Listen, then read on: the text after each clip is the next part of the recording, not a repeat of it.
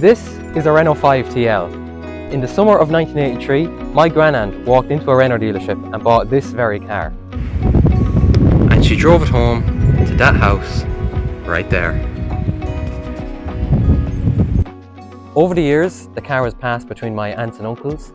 Even my dad drove it for a while in the mid-90s. Back then, most everyday cars like this one were scrapped after 10 or even 5 years of use, even if there wasn't that much wrong with them. As a result, in Ireland today, very few of these exist.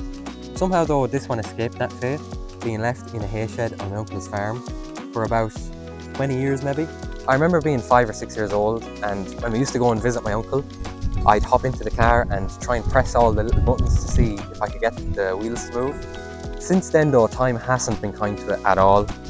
During a storm 5 or 6 years ago, I can't really remember, the roof of the shed it was sitting in came off and the car was pushed outside.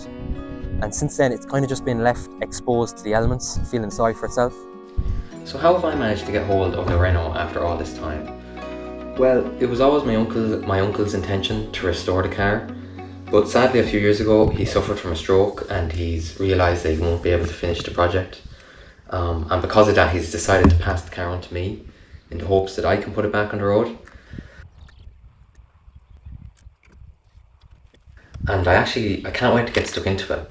Not only because of the family connection, and this is the only car in my family from that time, so I'll never get the chance to do something like this again, but because I've always loved Renault 5s. I even have this model of the R5 Turbo, and I just think they've got such an interesting history, and hopefully I can show you a bit of that here now. Although it may not look like it now, this car was a bit of a game changer in its time. With its compact layout, incorporated bumpers and rear hatchback, it was the first car you would recognise as a modern hatchback. Not only was it ahead of its time, but with VW struggling to find a successor to the Volkswagen Beetle, and the 70s fuel crisis showing no signs of slowing down, it launched at the perfect time as well. It was also quite an easy car for Renault to productionise, with its drivetrain being taken directly from the Renault 4. This means the gearbox is located at the very front of the car, and the engine laying behind the front wheels. Another quirk of the 5 is its rear suspension. It uses torsion bars instead of springs. These bars are offset from each other, meaning the front and back wheels are further apart on one side than the other. Launched on New Year's Day 1972, the Renault 5 quickly became France's best-selling car, a position it held for its entire production life. With 5.5 million units sold, it became a familiar presence on French streets, and is now regarded as one of the defining symbols of the 1970s French auto industry. This can be proven by the fact that only last year Renault brought back the 5, with so much of its styling harping back to the originals. So after sitting for the past 30 years, let's have a look around and see what this one is like. And as I'm going to show you, it's actually amazing how little rust there is. The bonnet hinges are gone on both sides, without a doubt. You can see there it's just falling away. But the amazing thing is the underside. The sills going the whole way along, bar the very end.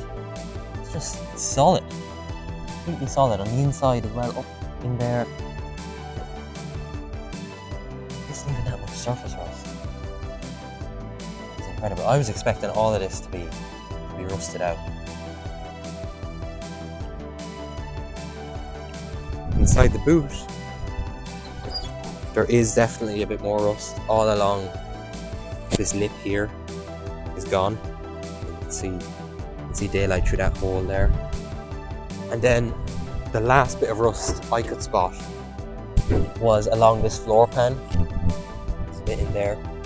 It's kind of a given. Whatever rust you see, there's double it deep down in places that you can't find.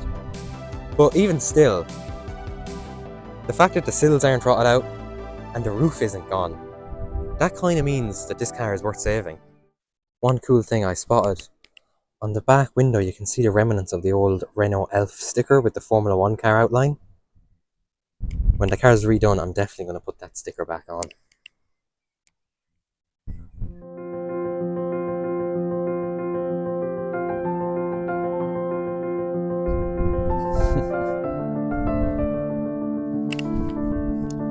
The interior, although it is definitely aged and will need a reupholster, it's not that bad.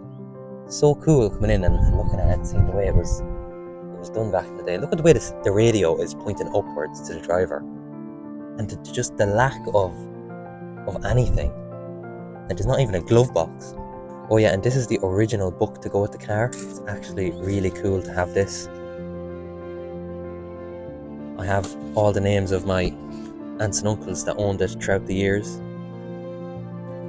And a 5-speed gearbox. I was not expecting a car of this type to have that in 1983. And then the headliner, although it's got like a lot of stains in it, probably a bit of mold, there's no tears in it or anything. Really good. The seats, I don't know if you can get this fabric. I'll try, but all the seats need to be reupholstered. It's just disintegrating with the sun, it seems. And even, it's funny, the old carpet left as a floor mat. And also, I spotted this, a Singer sewing machine. What is that doing in there?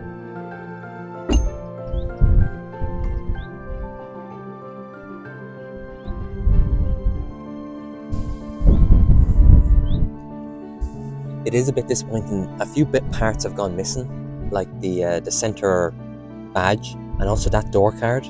I don't know where they went or why they were taken out.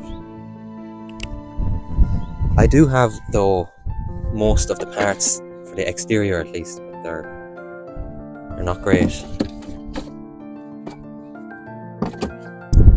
So I think we've spent long enough looking around it. I'm going to push it over to where the hose is and give it a wash and see how the paint comes up.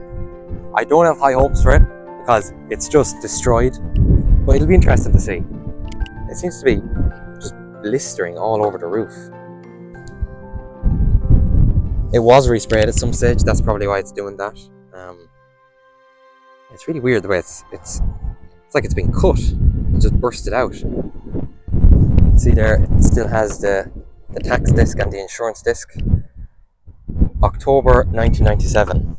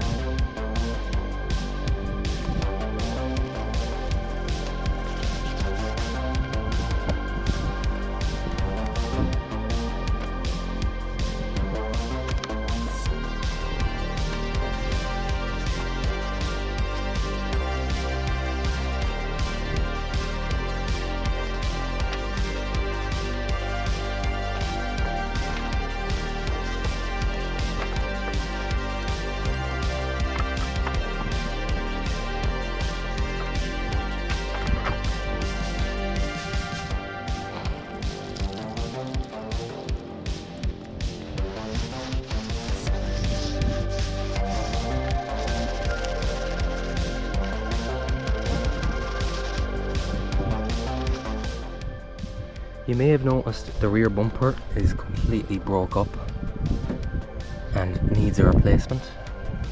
Well, luckily, a few years ago in Carlow, my uncle's friend found a brand new one. How incredible is that? Look at this thing. A new old stock bumper.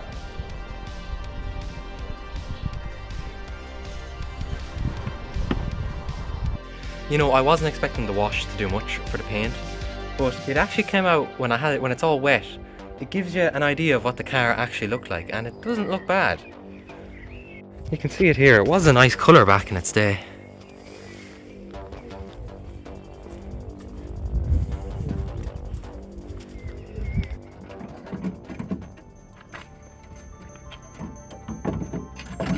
I said while we're washing it, we might as well put the lights back in. I'm actually weirdly excited for this because the lights haven't been in it in years.